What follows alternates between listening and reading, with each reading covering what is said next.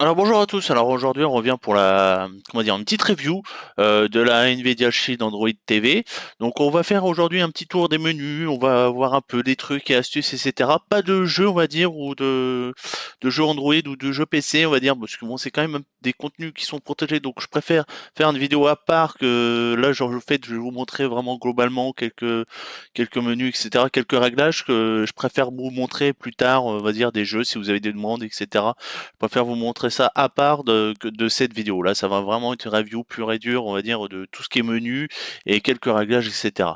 Donc là, par exemple, pendant que j'enregistre, là, je suis en train d'utiliser en fait le Shadowplay. Je sais pas si c'est ce que vous connaissez. C'était à la base, c'est intégré donc sur les drivers Nvidia GeForce Experience. Donc ça nous permet d'enregistrer nos jeux vidéo, etc.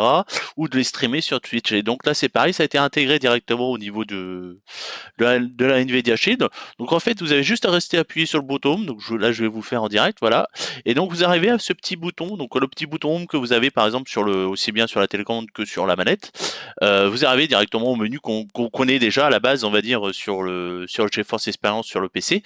Donc avec donc la connexion à Twitch, l'enregistrement automatique, donc c'est-à-dire qu'il va enregistrer 5 minutes avant. En fait, vous pouvez choisir les délais un peu. L'enregistrement manuel, ce que je suis en train de faire là en ce moment, et les captures d'écran. Donc après, vous pouvez enregistrer le menu. Ça, c'est pour afficher par exemple les chats sur Twitch, etc. Plus les réglages que vous pouvez donc régler la qualité d'enregistrement, le niveau du micro, etc. Donc voilà, je vais vous montrer vite fait. Voilà, paramètres, modifier la qualité, enregistrement automatique, l'état, donc ça affiche en fait la résolution, le nombre d'FPS affiché à l'écran, le volume de l'écran et aussi les régler la disposition du chat, etc. Voilà, donc là on revient sur le menu du démarrage. Donc là au début on arrive en fait sur des propositions. Donc là, par exemple, là, j'ai joué à God Simulator. Donc en fait, là, il me dit que le jeu est en pause. Donc là, c'est un jeu Android. Après, vous avez des propositions YouTube, GeForce Now, etc. Donc après ça, vous pouvez choisir dans les réglages. Je vais vous montrer après. Donc tout de suite après, on arrive dans l'univers Nvidia. Donc qui comprend trois univers. Là, on va dire, il y a Netflix en plus, mais on va dire là, la plus important, c'est les trois premiers. Donc il y a le Shield Game en fait qui correspond en fait aux jeux Android qui sont optimisés pour la Shield. Donc en fait, vous allez avoir beaucoup de logiciels payants parce que c'est au niveau des gratuits, il y a vraiment pas grand-chose. Alors, vous pouvez aussi les retrouver ces jeux-là, vous pouvez les retrouver aussi sur le Play Store. Mais là, apparemment, donc ils sont mis dans cette section parce qu'apparemment ils sont optimisés pour la Chine. Donc voilà, un petit peu le tour de tout ce qu'on a. Donc vous voyez, la plupart ils sont inscrits comme payants, hein. Donc c'est vrai que c'est un peu dommage parce que bon, comme on s'attend quand même à avoir un accès au Play Store avec quand même pas mal de jeux qui sont ouverts au public ou gratuits, quoi. Là, on se retrouve avec beaucoup, beaucoup, beaucoup de jeux payants, donc c'est un peu décevant à ce niveau-là, mais bon, après, vous allez voir, de toute façon, on a accès au Play Store, on va dire, de Android TV, donc on a un peu plus d'accès à des jeux gratuits que là, forcément. Vous voyez, j'essaie d'en trouver là un petit peu. Non, alors normalement c'est voilà, c'est dans Super Web. Donc voilà, ça c'est la section on va dire où il y a les jeux gratuits. Donc une Killed, Pac-Man, War Thunder, voilà, Asphalt, hein, Bomb Squad, ce que je vous recommande. Là, il est vraiment sympa, on peut jouer en multijoueur. Donc là, je l'ai testé. Là, pour l'instant, moi, je peux brancher trois manettes. Donc en parlant du multijoueur, je vais vous parler des manettes.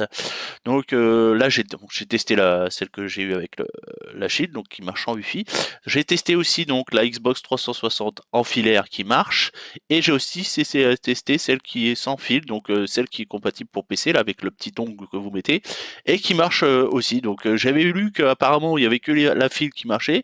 J'ai testé la sans fil, ça marche aussi, donc pas de souci. J'ai dit c'est même intéressant parce qu'au final, si vous avez déjà équipé, etc., bah, vous pouvez quand même brancher vos manettes dessus. Donc apparemment c'est encore compatible avec plein d'autres manettes. Alors pareil, je ferai à tester aussi avec une manette Bluetooth, sachant que j'ai commandé le Mi Controller. Vous verrez, je vous ferai une vidéo quand je la recevrai.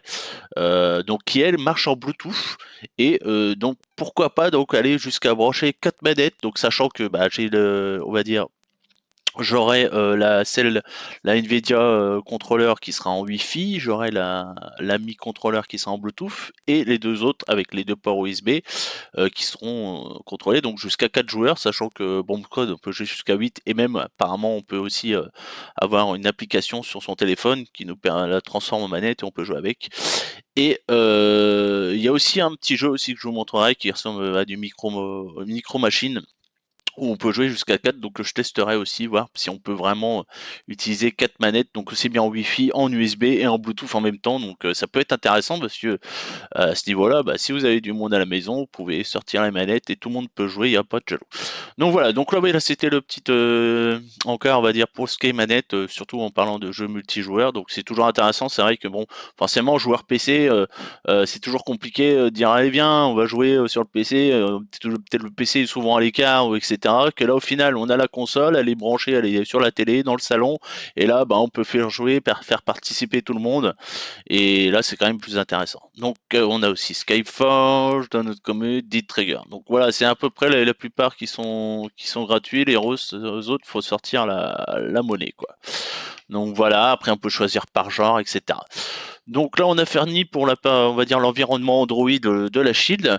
Donc là, maintenant, on va passer sur le Game Stream. Donc en fait, le Game Stream, ça va nous permettre de streamer les jeux qu'on a sur notre PC en fait. Donc par contre, il faut que le PC soit allumé. Là, je viens de me rappeler que mon PC n'est pas allumé, mais vous verrez quand même les jeux apparaître, donc c'est pas grave pour la vidéo. De toute façon, j'ai dit je vous montrerai pas de jeu sur cette partie-là. Donc là, on est sur le partie Game Stream.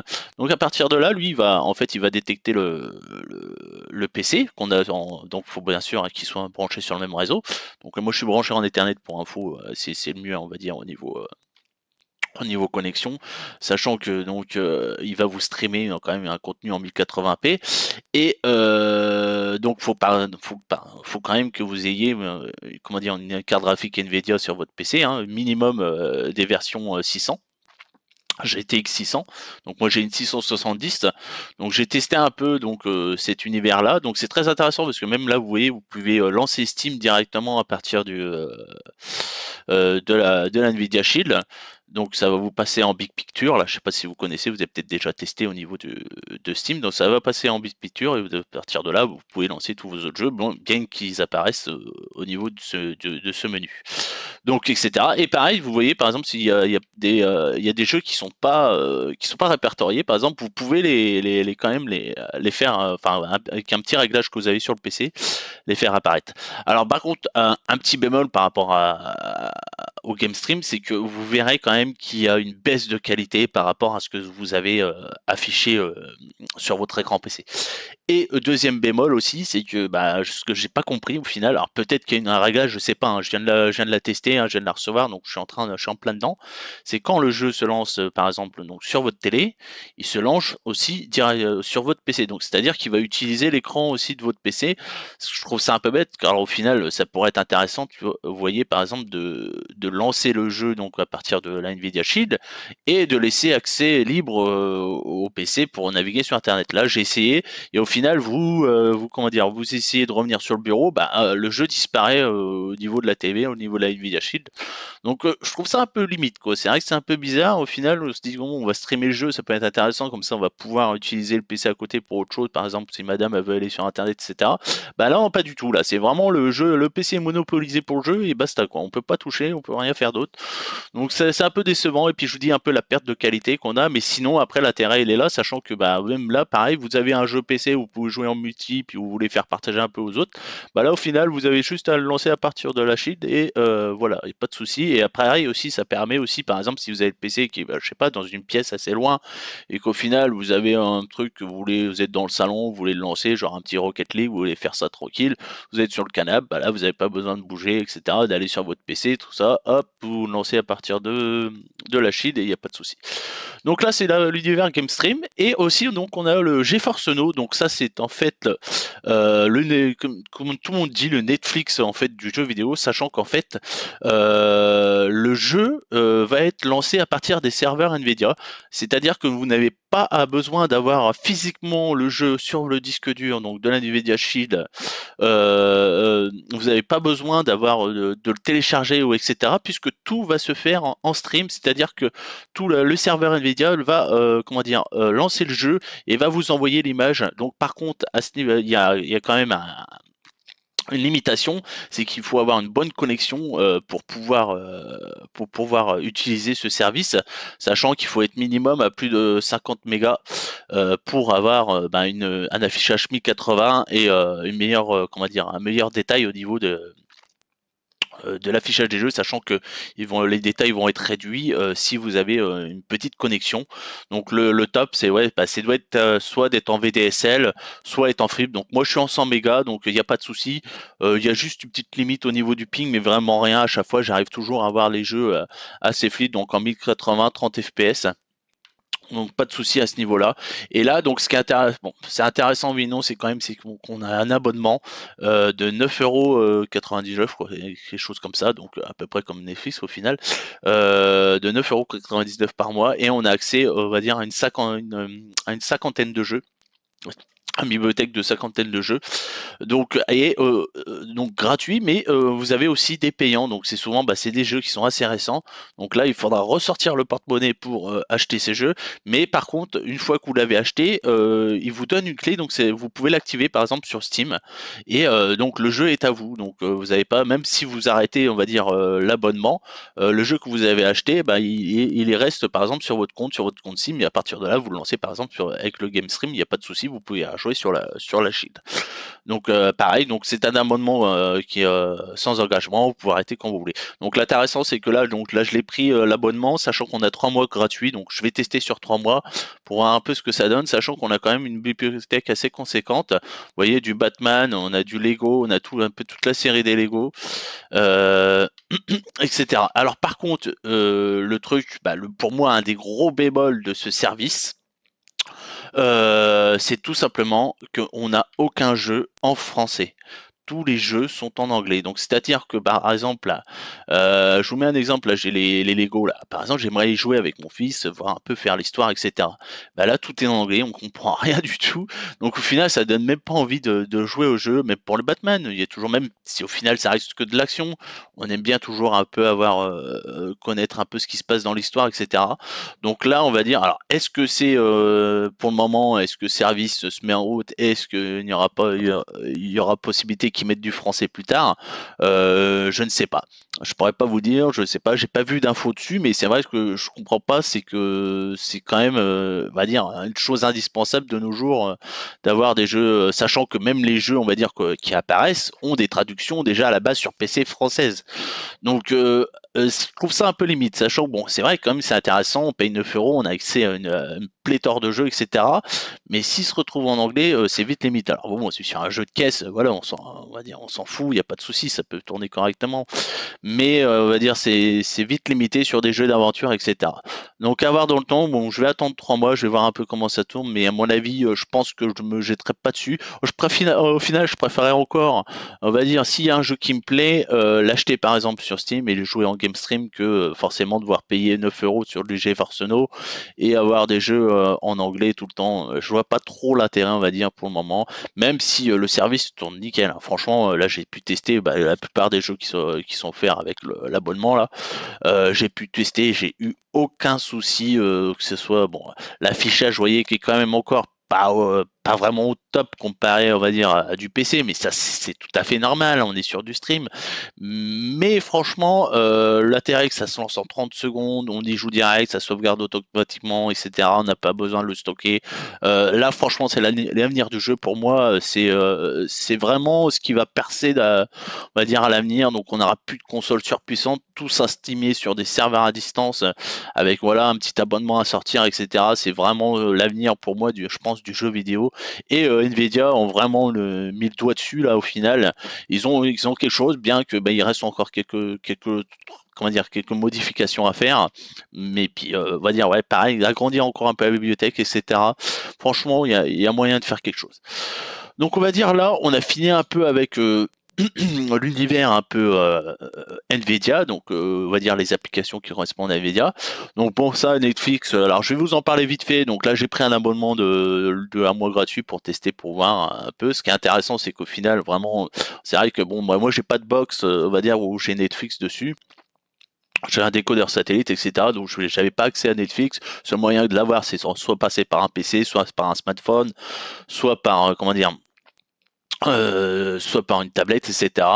Donc là, l'intéressant, c'est que vous avez quand même une application qui est dédiée à Netflix, donc forcément, vu que c'est du Android TV, et en même temps, donc c'est la première à être compatible avec le Netflix 4K. Donc vous avez apparemment, vous avez quelques séries qui ont été tournées en 4K, donc c'est la première console Android TV qui est compatible avec Netflix 4K, sachant que par exemple, s'il y a Daredevil qui est du contenu 4K et qui tourne rien. Moi, par contre, bah, j'ai pas encore la télé de 4K, hein, j'ai qu'une 1080, donc je m'en contente. Hein, au final, bon, je fais le test mois de gratuit, mais pour ceux que ça intéresse, voilà.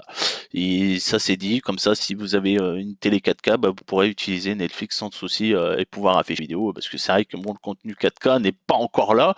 Il n'y a pas de vidéo 4K, etc. Que là, Netflix, apparemment, il y a moyen d'afficher des vidéos 4K, bah, par YouTube, on va dire aussi, hein, parce que pareil, le YouTube qui est installé dessus, comme petit 4K, donc ça peut être intéressant. Donc maintenant, on va arriver sur la partie, on va dire Android, donc l'univers Android, etc. Donc là, c'est la partie jeu Android, sachant que bah, là, la plupart que j'ai mis, ce sont des jeux gratuits, sauf par exemple là sur God Simulator. Donc ça, je vous expliquerai comment je l'ai installé. Au final, que normalement il est payant, mais j'ai eu gratuitement,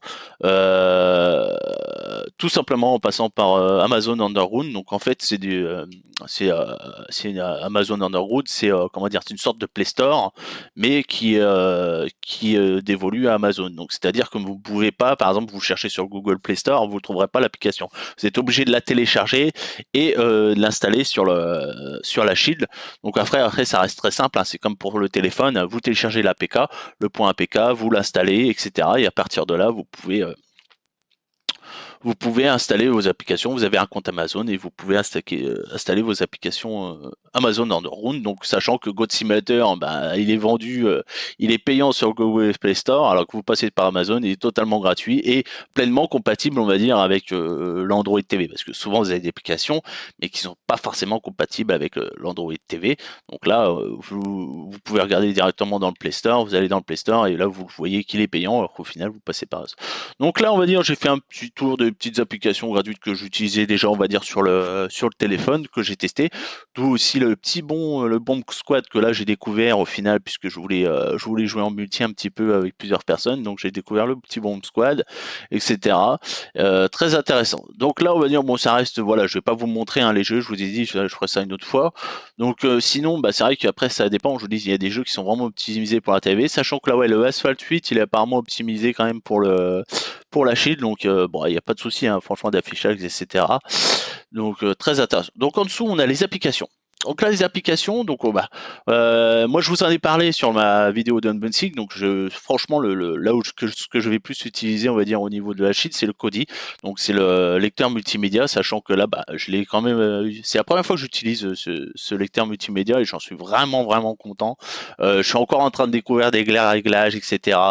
Que ce soit du scrap, etc. Donc en fait, le scrap, ça permet d'afficher les jaquettes, des photos, des infos sur les trucs. Donc c'est là, bon, je peux vous le lancer, il n'y a pas de souci. Et vous voyez comment ça se lance assez rapidement, etc. Donc là, vous voyez, dans les films, je peux naviguer. Là, tout ça, j'ai scrappé, donc il n'y a pas de souci. Je peux afficher exactement tout ce que je veux au niveau de ma bibliothèque multimédia, que ça soit aussi bien en réseau, sur un disque dur, etc. Vous configurez tout à la base et tout après se fait presque automatiquement. Vous pouvez le lancer instantanément, il n'y a pas de souci. Donc pareil, je tenais à vous dire aussi que donc j'ai pu configurer ma télécommande Logitech Harmony One. Sans souci, on va dire, j'étais juste allé chercher le périphérique, donc Android Shield, quand vous cherchez dans votre logiciel Harmony. Donc vous l'installez, à partir de là, vous avez la vous avez les principales commandes. Il manque quand même quelques commandes comme par exemple les boutons qu'on peut retrouver sur une manette, la X, Y, A, B. Donc c'est vrai que ça nous limite sur certaines, comment dire, commandes qu'on pourrait avoir sur par exemple sur le Kodi, parce que la télécommande va me servir au final que pour visionner, on va dire des films, etc., des séries. Donc là, vous voyez, par exemple, là, j'utilise. Par contre, il y en a qui j'avais cru comprendre qu'ils avaient un lag. Apparemment, moi, j'ai aucun lag, on va dire, pour l'utilisation. Là, voilà, je fais gauche-droite, il n'y a pas de souci, il n'y a pas de lag, on va dire, pour l'utilisation. Et vous pouvez naviguer facilement. Donc, vous avez les croix directionnelles, donc qui sont complètement actives. Play, pause, stop, tout ça, ça marche. Preview, etc. Retour, ça marche exactement. Je vous dis, il y a juste en fait les gâchettes, là, l'accélération et le freinage, la gâchette gauche et droite, et puis les boutons X, Y, A, B qui apparemment ne fonctionnent pas, mais je peux très bien me passer dans l'utilisation de Kodi, il y a pas de souci. Donc voilà. Alors là, on a fini, on va dire, avec le Kodi. Alors après, dans les applications, donc qu'est-ce que je pourrais vous montrer? Bah, il y a le YouTube, donc le YouTube qui est apparemment donc aussi compatible KOK. Moi, je peux pas tester, on va dire. Il y a pas de. Alors celui-là, c'est en fait l'application qui va vous servir vraiment à pouvoir installer d'autres applications qui ne sont pas sur le Play Store, etc. Et qui va vous permettre aussi de naviguer dans la mémoire interne aussi bien de comment dire, de la console que sur le disque dur que vous avez branché, que la micro SD. Sachant que là, pour info, j'ai commandé une micro SD donc de 128 Go. Je l'ai directement installé sur la Shield et je l'ai configuré de telle sorte que les jeux téléchargés, que les applications téléchargées soient directement stockées sur la micro SD. Donc dès que je télécharge une application, que j'installe une application, elle va directement après se bouger toute seule sur la micro SD. Donc c'est vrai que c'est intéressant parce que les 7 Go, vous allez voir, si vous n'achetez pas de micro SD derrière, vous êtes limité, on va dire. Parce que bon, vous voyez, je commence à installer plein de jeux, et au final, il me restait dans les sacs à 4 Go quand j'ai seulement branché la micro SD. Donc j'ai vite fait donc de pouvoir transférer tous mes jeux sur mes micro SD. Donc c'est intéressant parce que même les jeux que vous avez installés à la base, par exemple sur le disque dur interne, vous pouvez tout de suite les transférer directement sur la micro SD. Donc c'est très simple. Par exemple, vous allez dans les paramètres, là je vais vous le faire pour vous montrer. Vous allez dans le stockage. Et donc là, vous voyez en fait la carte SD qui est montée. Et là, voilà. Et là, vous allez, par exemple, dans ce paramètre, déplace automatiquement. Donc ça, vous cliquez dessus et en fait, ça va vous permettre directement de tout ce que vous installez, directement pouvoir les mettre sur la carte SD. Donc là, vous voyez, là, il me reste 117 Go sur les 118 à peu près que j'avais eu, puisqu'au final, c'était une 128, mais vous avez toujours moins. Et le format de fichier est en exFAT. Donc exFAT et bon, pas de souci. De toute façon, c'est marqué, je sais pas si vous avez vu le mode d'emploi en ligne où c'est marqué donc compatible exFAT et NTFS, donc vous pouvez le formater dans les deux formats, tous compatibles avec des fichiers de plus de 4 Go, donc il n'y a pas de souci pour des gros fichiers, on va dire, de jeux, etc. Ou comme là, par exemple, vous allez là par un moment, là, en fait là j'enregistre, en fait ça va stocker sur la carte SD, donc pas de souci à ce niveau-là. Donc on revient sur l'OS Explorateur.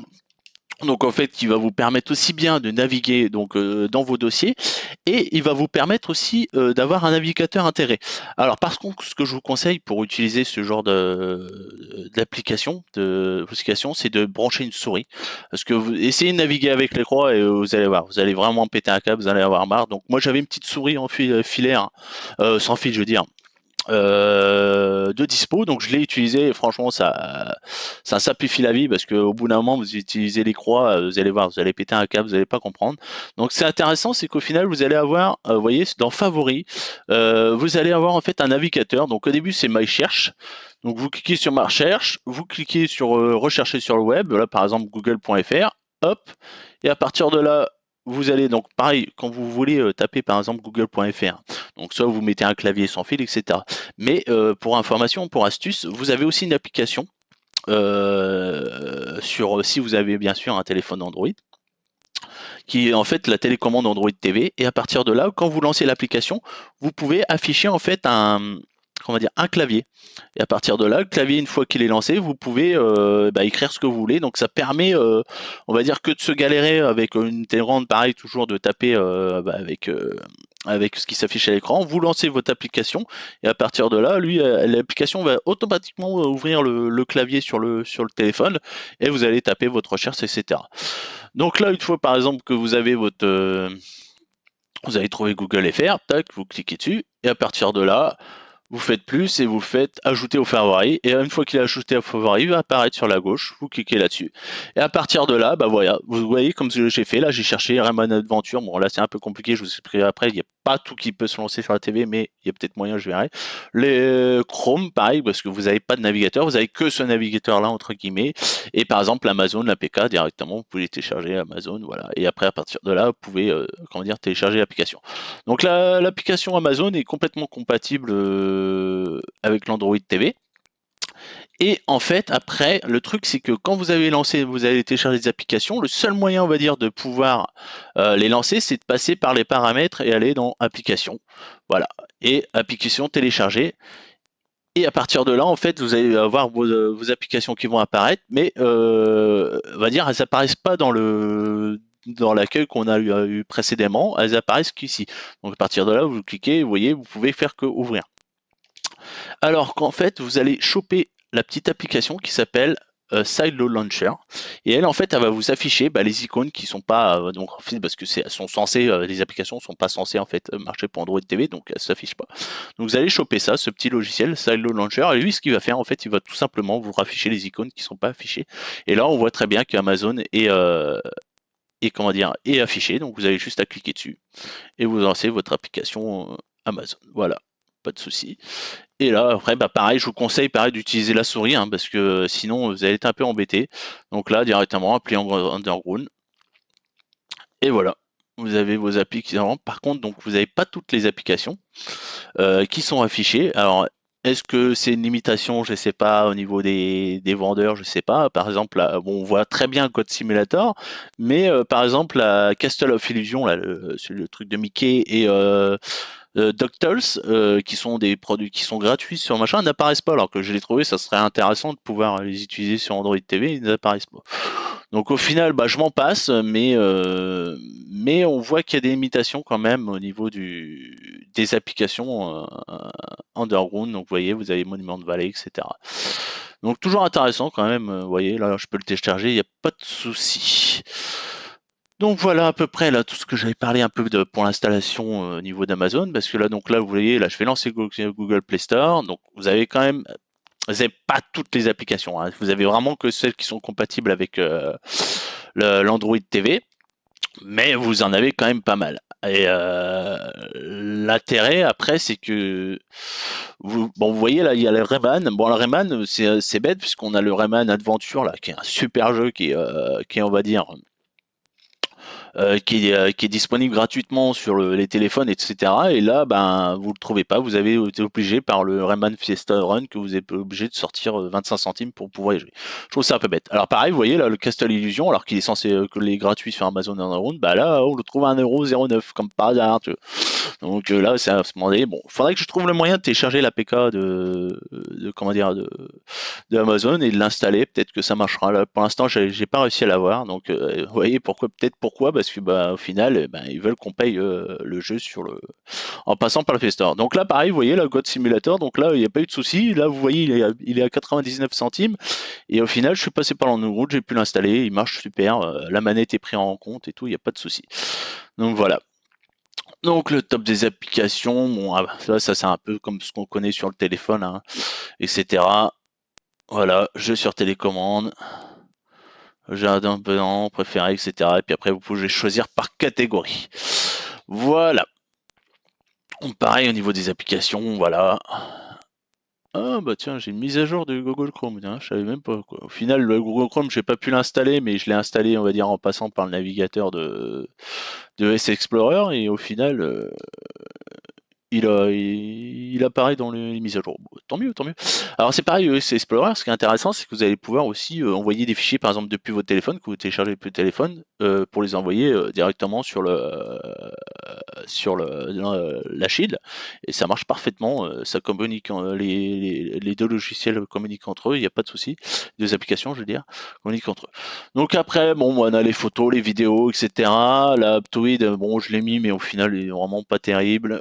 TuneIn, donc c'est la radio, intéressant. Google Music, pareil, si vous voulez écouter. Google Play Film, etc.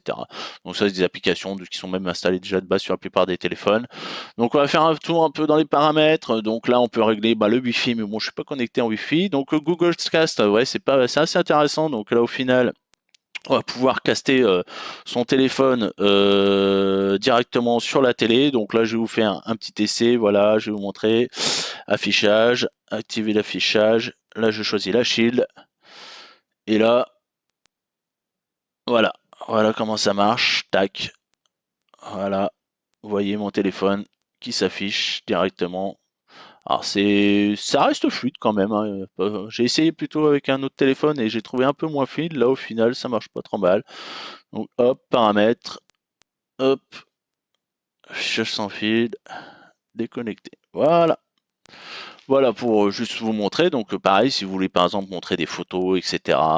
Ou même par exemple à partir de YouTube, vous castez directement vos vidéos, il n'y a pas de souci, ça marche vraiment, la qualité marche pas trop mal.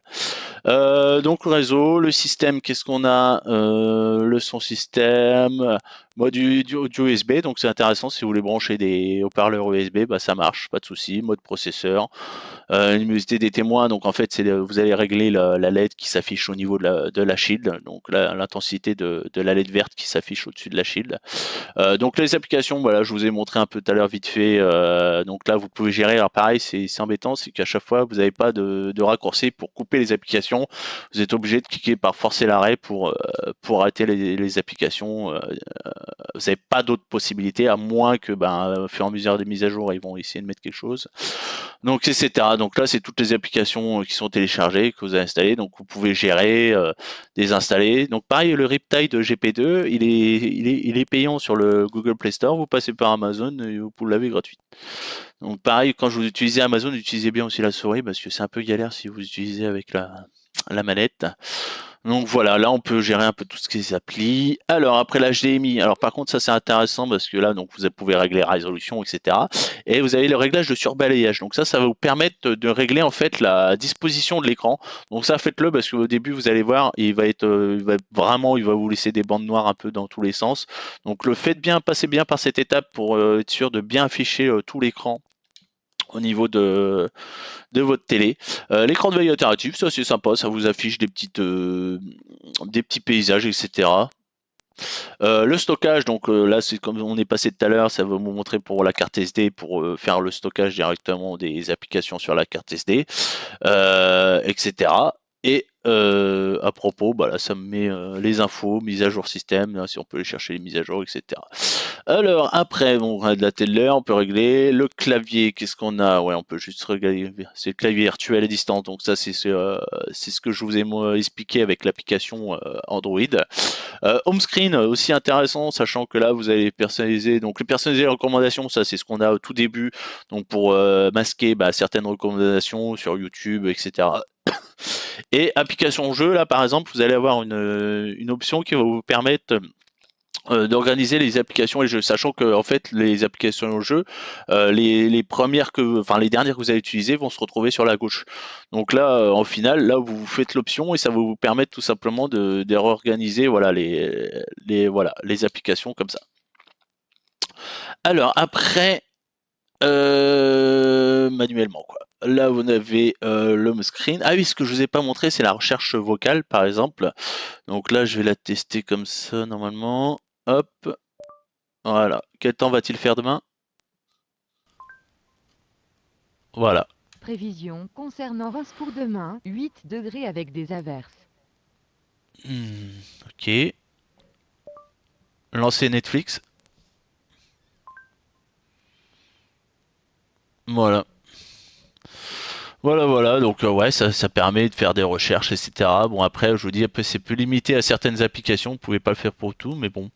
Bon, après, c'est juste gadget, hein, je m'en sers pas plus que ça, au final. Alors, on était où? Dans les paramètres. La recherche, la voix, l'accessibilité, qu'est-ce qu'on a? Les sous-titres, la synthèse vocale, etc. La recherche, qu'est-ce qu'on a? Les comptes, etc. Voilà. Et après, donc les accessoires Shield, donc j'ai aussi bien la manette que la télécommande. Donc vous pouvez ajouter des périphériques Bluetooth. Alors ça, je le savais pas au début, mais apparemment, donc on a une puce Bluetooth intégrée à la Nvidia Shield. Donc ce qui est intéressant, donc c'est pour ça qu'au final, là, j'ai commandé le mi-contrôleur, donc qui marche en Bluetooth. Donc je vous ferai un test plus tard avec ça pour utiliser le. J'ai pas encore eu l'occasion d'utiliser le Bluetooth, mais par exemple pour transfert de fichiers, etc. Ça peut fonctionner. La localisation, les sécurités, donc ça c'est intéressant, c'est quand vous installez des applications, donc source inconnue, donc voilà, vous activez la source inconnue et vérifiez les applications, vous désactivez, comme ça vous n'êtes pas emmerdé quand vous voulez installer une APK en dehors de l'univers du Play Store que vous avez là. Vous pouvez installer ce que vous voulez. Alors le paramètre réseau, c'est en fait c'est tout simplement bah voilà si vous avez le Wi-Fi ou le Ethernet connecté. Et les accessoires Shield, c'est en fait c'est pour tout simplement appairer vos manettes et puis votre télécommande. Donc bah écoutez, je pense qu'on a fait un petit peu le tour, etc. De ce qu'on avait un peu dans tous les menus, dans les réglages, etc. Donc on va arrêter là. Je pense vous faire plus tard quand même une petite vidéo de comment dire de jeux, etc. En utilisant par exemple le Game Stream et le GeForce Now ainsi que les jeux Android. Mais je vous dis, je préfère vous faire ça à part dans une autre vidéo plus tard. Et bah écoutez, sur ce, j'espère que ça vous aura plu. Si vous aimez, laissez-moi un petit pouce et puis on se dit à la prochaine. Ciao, bye bye.